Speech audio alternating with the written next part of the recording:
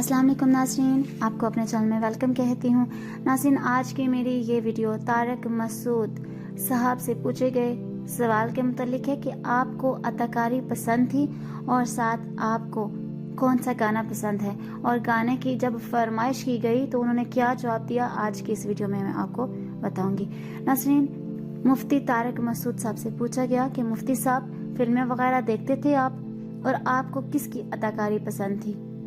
मुफ्ती साहब ने कहा, बड़ा खतरनाक सवाल पूछ लिया आपने।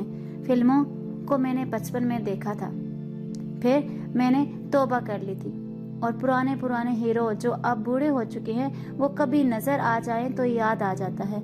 मैं तो लोगों से पूछता हूँ कि ये अभी तक जिंदा हैं, और जब मैंने दिलीप कुमार के मरने की खबर सुनी तो मैंने कहा, ये जिंदा कैसे है? ये तो हमारे बचपन का हीरो था, हम इसकी फिल्में देखते थे। मुझे कहना तो नहीं चाहिए था कि ये अभी तक चल कैसे रहे थे। नाज़रीन, फिर उनसे पूछा गया कि आपको कव्वाली वगैरह या सूफियाना कलाम पसंद है? नाज़रीन, तो उन्होंने जवाब दिया, नहीं, पुराने गाने याद हैं, कभी कभी गुनगुना लेता हूँ घर वालों के सामने।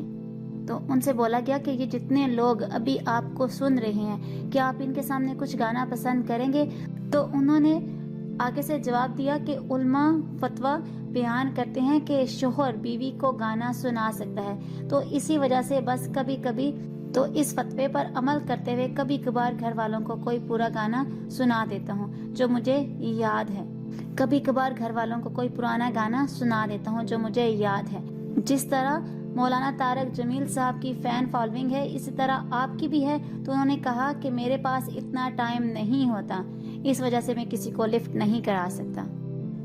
देखिए, जब एक आदमी की तरतीब ऐसी हो कि उसने जॉगिंग भी करनी हो, नमाज भी पढ़ानी हो, उसके बाद जामिया मस्जिद में पढ़ाने भी जाना हो, उधर में टीचर भी था।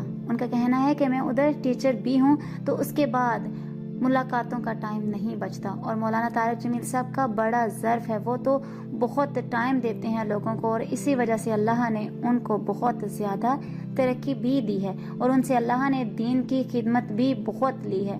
मेरा जो काम है दिन भर का बहुत टफ है, तो उसके बाद लोगों से मिलने का टाइम नहीं रहता मेरे पास, और मुझे अपने बच्चों और दोस्तों में ही बैठने का मज़ा आता है, उन्हीं के साथ तफरी पे भी जाता हूँ। फिर उनसे पूछा गया कि आपका कोई इरादा है मुस्तकबिल में कोई बिजनेस वगैरह करने का?